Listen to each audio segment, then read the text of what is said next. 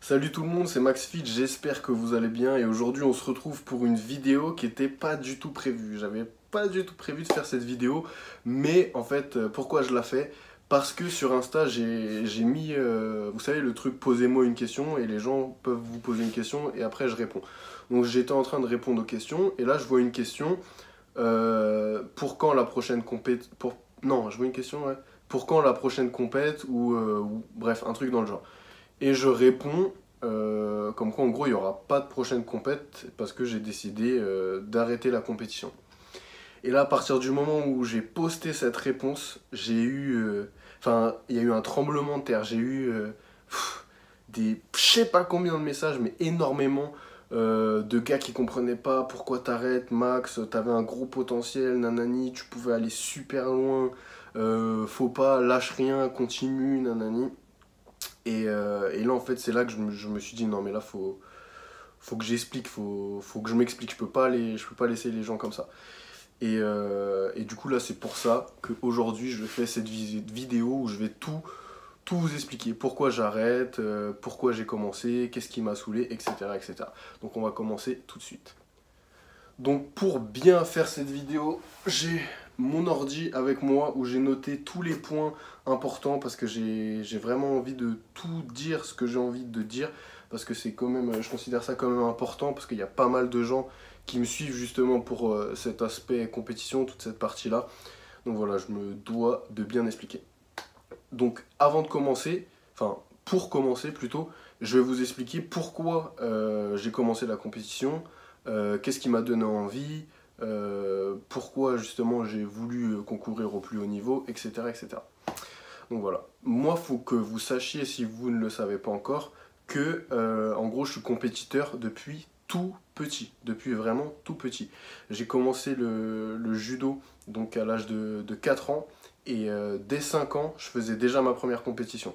Donc j'ai vraiment eu cette mentalité là depuis tout petit. Ensuite quand j'étais au lycée j'ai pu intégrer le pôle France à Orléans, c'est une structure haut niveau pour les meilleurs athlètes français en judo, où là on avait énormément d'entraînements, c'était du 2 entraînements par jour, pour justement préparer les plus hautes compétitions. Donc voilà, même, pardon, je mets juste ça parce que là, voilà, il y avait trop de lumière. Voilà. Donc voilà, même avant de commencer la muscu, j'étais déjà à fond dans la compète. Et quand j'ai commencé la muscu, c'était en... Je sais pas, j'ai dû commencer vers 2015 la muscu.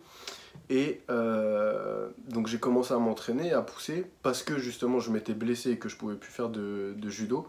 Donc j'ai commencé à pousser et j'ai commencé vraiment à bien kiffer le truc, à vraiment kiffer. Et je voyais que mon corps, enfin ça progressait, que je prenais super bien et tout ça. Et pour moi c'était impossible du coup de ne pas faire de compète. Je connaissais rien du tout, je savais pas du tout comment ça se déroulait. Mais vu comment je me tuais à la salle, comment mon corps y progressait, je me suis dit je peux pas rester comme ça, faut que je fasse une compète. Et du coup j'ai tapé sur internet, je connaissais rien du tout, j'ai tapé compétition muscu.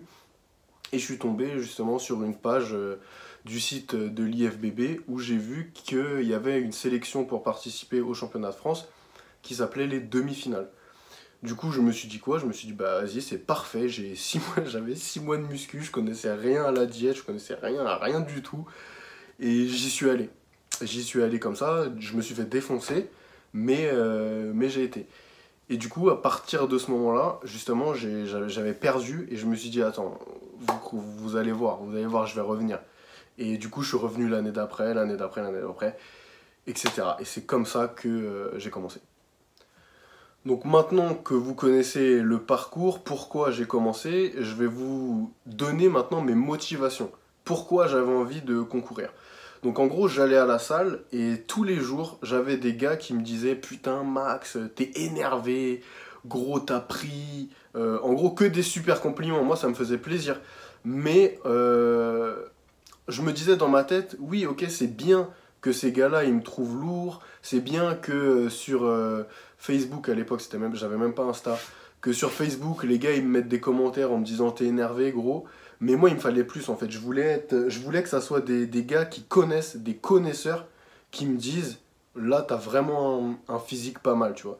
Et c'est pour ça que j'ai fait de la compète, en fait, pour être jugé par des juges qui étaient spécialistes là-dedans. En fait, je voulais que ça soit un spécialiste qui me dise, ouais, là, ce que tu fais, c'est vraiment du lourd.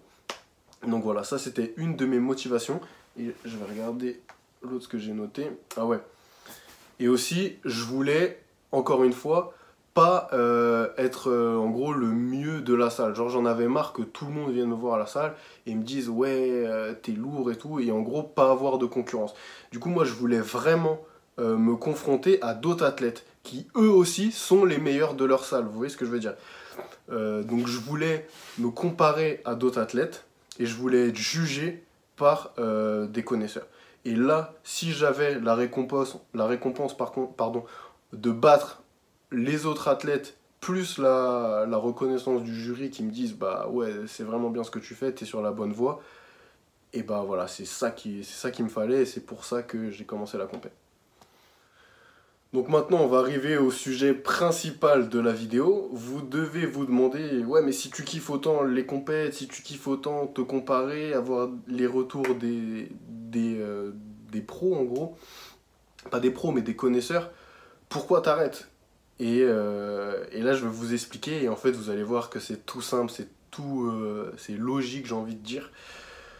Comme je vous ai expliqué tout à l'heure, vous le savez maintenant, je suis compétiteur. Et en gros, moi, je peux pas me restreindre.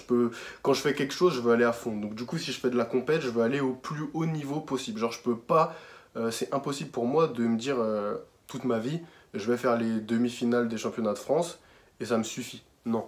Moi, si je concours, faut que j'aille au plus haut niveau. C'est comme ça. J'ai ça dans ma tête depuis que je suis petit, et ça, je pourrais jamais le changer. Et comme vous le savez, dans ce sport, le body, si on veut aller au plus haut niveau, il faut faire des concessions, et il faut faire des concessions super importantes parce que ça va toucher le truc principal qui est la santé. En gros, il faut envoyer les produits qu'il faut pour arriver à ce niveau-là, et ces produits-là te niquent la santé. Et peuvent te niquer la santé, mais gravement. Et du coup, je me suis dit tout simplement, j'ai pas envie de mourir. J'ai envie de conquérir, de concourir, pardon, mais j'ai pas envie de mourir. Et en prenant du recul, j'ai vu, j'ai compris plutôt la valeur de la vie, et je me suis dit, je peux pas faire ça.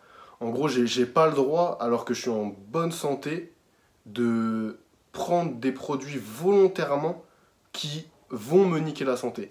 Parce que c'est sûr et certain que ça va te niquer la santé, mais peut-être que tu le verras pas tout de suite, ou peut-être que tu le verras jamais. Mais en gros, je peux influencer ça, et ou je peux l'éviter. En gros, soit je fais le choix de prendre ces produits-là et je risque de mourir en provoquant quelque chose, ou alors je les prends pas et je mets toutes les chances de mon côté. Et j'ai préféré mettre toutes les chances de mon côté, parce que quand tu te rends compte de la valeur de la vie, tout ce que tu peux faire et tout ce que tu peux perdre, surtout, tu réfléchis et tu comprends que au final c'est bien beau de vouloir être pro, de vouloir tout niquer en compète, mais à quel prix? Et là, j'ai juste envie de faire une petite parenthèse aussi, parce que je vois plein de trucs sur les réseaux, surtout sur YouTube. Et en ce moment, c'est grave, et ça me rend fou en fait. Que dès qu'une personne a un minimum de physique, automatiquement, on associe ça à ce que je viens de vous parler, au produit. Moi, je vous parle de produits justement pour arriver à un énorme niveau. Mais je veux vous dire aussi que c'est possible, et c'est vraiment faisable, si vous vous donnez les moyens et si vous taffez réellement bien, d'atteindre un gros physique naturellement. Moi, par exemple, en 2017, j'ai gagné le championnat de France. Je vous mettrai une photo. J'ai gagné le championnat de France en men's physique junior, et j'ai gagné le toute catégorie. Et quand j'ai gagné ça, j'étais 100% naturel. Donc le physique que j'ai eu là en 2017, c'était que le taf et c'était que le taf et la diète. Que ça. Que ça. Et tout le monde disait, ouais, j'étais chargé, nanani, nanana. C'est faux. Je vous mets la photo, j'étais sur scène à 69 kilos. 69 kilos. Est-ce que vous pensez qu'à 69 kilos, je suis chargé? Non, pas du tout. Ensuite, quand j'ai voulu aller plus loin et faire les grosses compétitions internationales que j'ai faites, bien sûr, là, j'étais obligé. Moi, comme je vous dis, je veux gagner. Sinon, je fais pas. Donc pour gagner, pour battre ces gars-là, j'ai dû envoyer. Et vous voyez la différence. Là, j'étais naturel, 69 kilos. Là, j'avais pris des bails en un an. Il y a 12 kilos secs d'écart. Et on voit très bien la différence.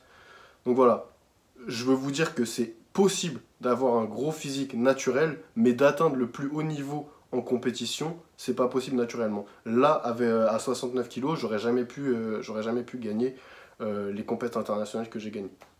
Donc voilà. Ensuite, un deuxième point qui m'a vraiment dégoûté et qui m'a fait aussi prendre cette décision d'arrêter la compète, c'est parce que moi, je suis quelqu'un de... En gros, je déteste l'injustice.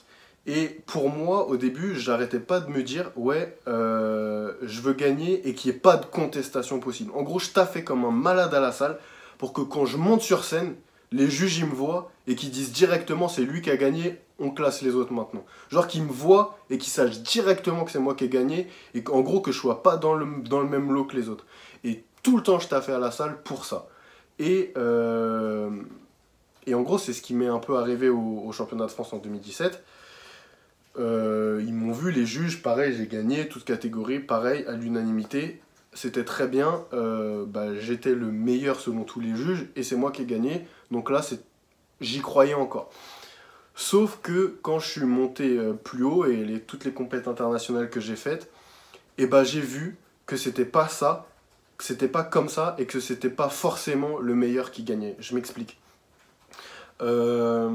Ma dernière compétition que j'ai fait, donc IFBB Pro Qualifier à Bari, en Italie, j'ai gagné ma catégorie. Donc je gagne ma catégorie et ensuite on se retrouve aux toutes catégories avec tous les autres vainqueurs de leur catégorie. Et là, franchement, c'est pas parce que c'est moi, mais moi je suis objectif. Si quelqu'un est meilleur, je le dis. Et si quelqu'un est moins bon, j'arrive à dire, je considère que mon physique est au-dessus. Et là, sur ce toute catégorie, on devait être 5 ou 6 athlètes, je sais plus. Je vous mettrai les photos de façon de comparaison pour que vous puissiez voir. Et en gros, les favoris, c'était moi et un autre Italien. Donc c'était moi et cet Italien. Et au final, les juges, ils nous ont pas du tout regardé. Genre, je les regardais, j'étais sur scène, je les regardais, et je voyais qu'ils me regardaient pas. Et ils ont fait gagner un mec, je vous jure, qui avait rien à faire ici. Mais rien à faire. Genre, tu fais un an de muscu, même pas, t'es mieux que lui. Je vous mettrai une photo, c'est horrible. Aucune symétrie, rien, pas du tout dans les critères mens. Et c'est lui qui gagne. Donc là, choqué, tout le monde est choqué, il passe pro et tout. Et là, la compétition, elle était sponsorisée par Yamamoto Nutrition. Et à la fin de la compète, on entend que cet athlète-là qui est passé pro, c'est un athlète Yamamoto Nutrition. Donc là, quand j'ai vu ça, ça m'a clairement dégoûté, parce que, comme je vous ai dit, c'est des énormes sacrifices, que ça soit la diète, etc., toute ta vie sociale, mais surtout les produits et ta santé. Et en gros, quand j'ai fini cette compétition, il y a plein de monde qui m'ont envoyé des messages. Max, lâche pas, continue, tu vas l'avoir, lâche pas, la prochaine c'est la bonne, la prochaine. Mais au final, la prochaine, c'est pas eux, c'est pas les gens qui m'envoient des messages qui prennent des risques, c'est moi. Donc à chaque prochaine compétition, c'est des risques supplémentaires pour moi, pour ma santé, et comme je vous ai dit, j'ai pas envie de mourir. Donc voilà. Et quand tu vois ça, clairement, ça te dégoûte. Parce que là, j'ai perdu au overall, en gros, j'ai perdu aux toutes catégories, mais j'avais quand même gagné ma catégorie. Mais si j'écoute les gens, par exemple, et que je me reprépare, que je fais une autre préparation, que je prends d'autres risques, et qu'au final, l'athlète qui est sponsorisé par le sponsor de la compète, il est dans ma catégorie. Au final, je gagne même pas ma catégorie, j'ai fait tout ça pour rien, j'ai pris des risques pour rien. Et je me suis dit que ça, c'était pas normal. Et puis voilà, je préfère arrêter. Donc un troisième point aussi qui a été important dans ma décision, c'est tout simplement la façon dont tu vas vivre ta vie. Je m'explique. En gros, si tu es tout le temps en prépa, justement pour préparer des compétitions, au final tu profites jamais de ta vie. Mais vraiment jamais. Tous les plaisirs de la vie, tu les as pas. Tu peux pas... moi j'adore manger. Avec Margot, on adore manger, on kiffe sortir et tout ça, manger. Ça, tu fais une croix dessus. Parce que tu peux pas manger, tu es toujours en hyper grosse restriction.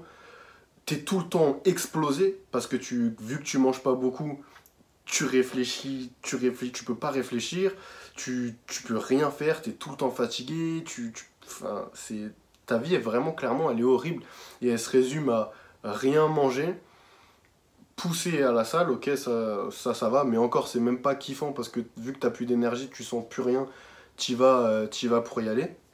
C'est tout le temps après les compètes que je redécouvre le vrai plaisir de s'entraîner. Et au final, en fait, tu passes à côté de ta vie. Après, ça dépend quels objectifs de vie t'as. Si tu kiffes bah, tout le temps être en galère, enfin, rien faire de ta vie, pas pouvoir profiter avec tes proches, bah, lourd, continue comme ça, je blâme personne. Mais moi, en gros, c'est pas la vision de la vie que j'ai. Pour moi, on a une vie, il faut essayer d'en profiter au maximum. Donc voilà, ça aussi c'était très important dans ma prise de décision.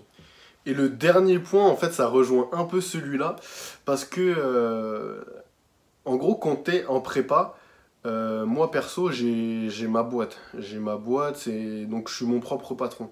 Donc en gros, l'argent que je gagne, si je fais rien, je gagne rien. Plus je fais, plus je gagne. Et en gros, quand t'es en période de compète, et bah t'es mort, t'es explosé et tu peux rien faire. Et tu te rends compte que vraiment ton business, quand tu regardes les courbes, avant la prépa ça fait comme ça, et dès que tu commences la prépa, et bah ça fait ça. Ça chute, ça chute, ça chute. Et parce qu'en fait tu peux rien faire. Ton cerveau, comme je l'ai dit, tu peux pas bien réfléchir, tu peux pas faire ce qu'il faut. Si tu as des coachings, tu es exposé, t'as pas le temps, t'as pas envie même de répondre aux gens. Et puis voilà. Et en gros, tu peux niquer vraiment toute ta partie professionnelle pour ça. Ensuite, deuxième point qui rejoint ça, quand tu fais une prépa, en gros, tu gagnes pas d'argent. Et au final, la compétition va pas te faire gagner de l'argent. Ça aussi, moi, quand j'ai commencé la compète, je croyais trop que si j'allais loin, et bah j'allais gagner de l'argent, etc. J'allais pouvoir vivre de ça. Faux. Vous pourriez jamais vivre de la compète. Ça, si vous l'avez dans la tête, faut l'oublier. Ça, c'est totalement faux. Il y a un ou deux mecs qui arrivent à en vivre sur toute la planète, c'est tout. Sinon, enfin, pas vous, hein. Si vous devenez le meilleur de la planète, bien sûr, vous pourrez en vivre. Mais sinon, non, il n'y a rien à gagner. Moi, j'ai gagné des grosses compétitions internationales. Sur leur site, il y avait écrit en gros plus de 2 000 € pour le vainqueur, etc. J'attends toujours le chèque. J'ai gagné, j'attends toujours le chèque. J'ai rien eu. Je leur envoie, ouais, envoyez-nous un mail, on va vous payer. Ouais, rien. Ils m'ont jamais payé. Donc même si les compètes où ils disent il y a ça à gagner, tu gagnes, ils te payent pas. Donc bref.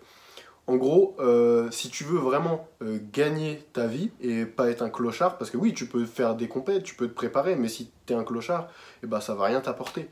Et du coup, ça aussi, c'était super important. Donc, ça m'a fait prendre, encore une fois, cette décision d'arrêter.